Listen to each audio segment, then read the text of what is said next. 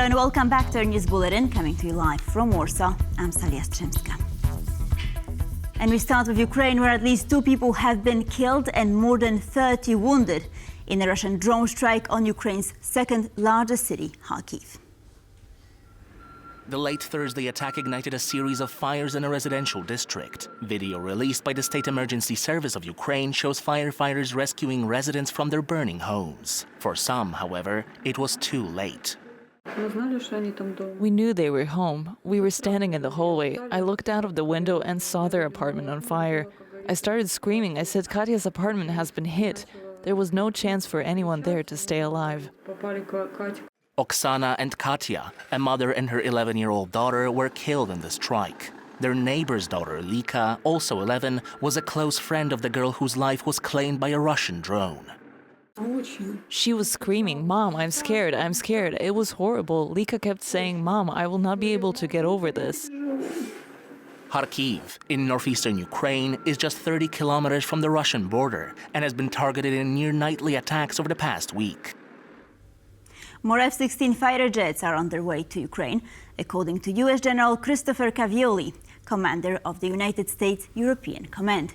Cavoli also praised Poland's expanding role on NATO's eastern flank.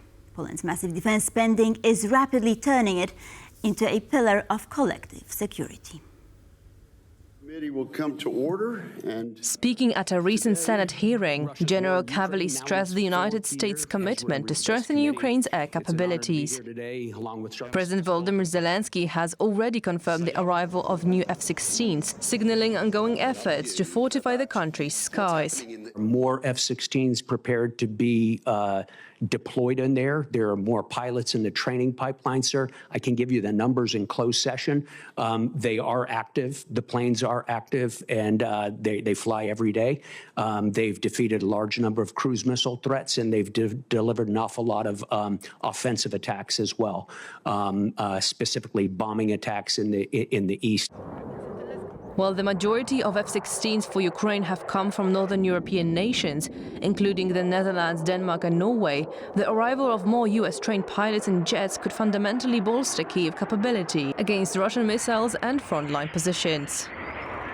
General Cavoli also highlighted Warsaw's defense buildup, crediting Poland for its rising military spending and integration with the alliance. Poland's at 4.7% of GDP. Right? As a benchmark, we are at about 3.4%. So this is a country that has had very rapid economic growth sustained over the last 15 years and is committing it to correct an imbalance in their defensive capability. Further in his testimony, he highlighted how Warsaw has rapidly modernized its forces. They're buying vast quantities of U.S. equipment, by the way, but more important, they're integrating it with the alliance, and they're making it available to the alliance for collective defense, which is fantastic. They are rapidly becoming the bulwark of our ground defenses on the eastern flank. General Cavoli, who assumed his post in July 2022, remains focused on reinforcing NATO's deterrence capabilities, though he has indicated plans for retirement in the near future. For now, Ukraine's incoming F-16s and Poland's surge in military preparedness reflect a broader pivot in the region, as NATO allies brace for evolving security challenges on Europe's eastern doorstep.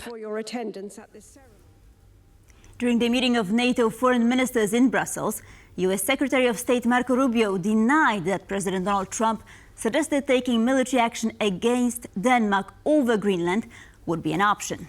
Trump said in a phone interview with NBC last weekend that, quote, there is a good possibility it could be done without military force, but added that he doesn't, quote, take anything off the table.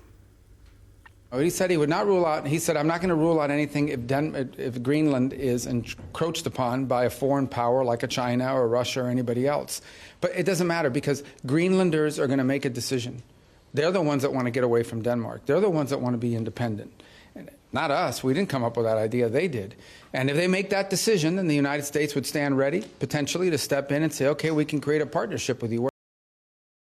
From TVP World, Polish Foreign Minister Radosław Sikorski said that Europe has been vastly increasing its defense spending after demands from U.S. President Donald Trump. He also said that while the European Union has a trade surplus with the United States, and US tariffs should take into account the nuances of their economic relationship. We have doubled our spending on defense since Donald Trump took office for the first time. That's impressive. We are going to spend another $800 billion from EU funds. We are doing a lot. We'll do even more. And the tariffs, I understand, are being imposed because Europe is actually very successful and has a trade surplus. But we hope that the United States will also take into account the fact that the US, on the other hand, has a huge surplus in services. And also remember how these surpluses are calculated. So an iPhone, for which the profit eventually makes its way to the United States, is listed in our statistics as coming from China.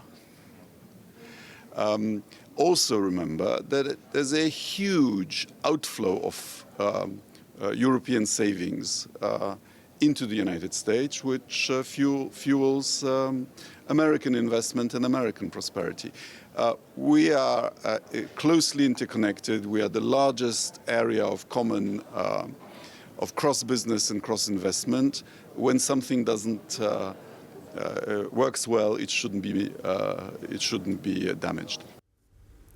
Former French presidential candidate Marine Le Pen has found an ally in the White House. Le Pen was convicted Monday of embezzling EU funds for her presidential campaign and barred from running for office in the 2027 presidential election.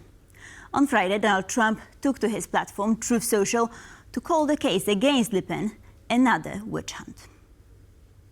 The witch hunt against Marine Le Pen is another example of European leftists using lawfare to silence free speech and censor their political opponent, this time going so far as to put that opponent in prison.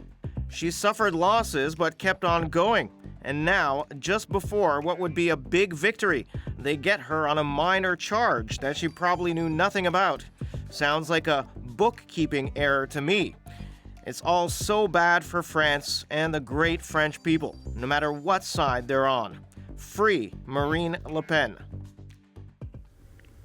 Shares fell across Europe after the United States announced new blanket tariffs on imports into the country.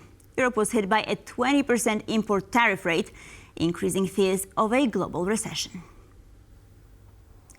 The Pan-European Stocks Index dropped by 0.9%, bringing its weekly losses to 4.4%.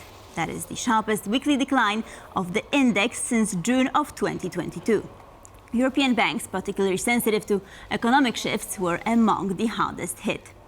The drop of European shares followed the worst trading days on the US stock market since the onset of the COVID-19 pandemic in 2020.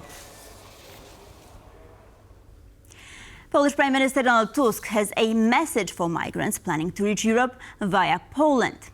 The Polish border is airtight. That's the message of an upcoming information campaign set to launch in 7 countries that are the main sources of illegal migrants to Poland. Soon, we will begin an information campaign in the 7 countries with the largest number of migrants who are trying to illegally cross the Polish border. Our message will be clear. The Polish border is airtight.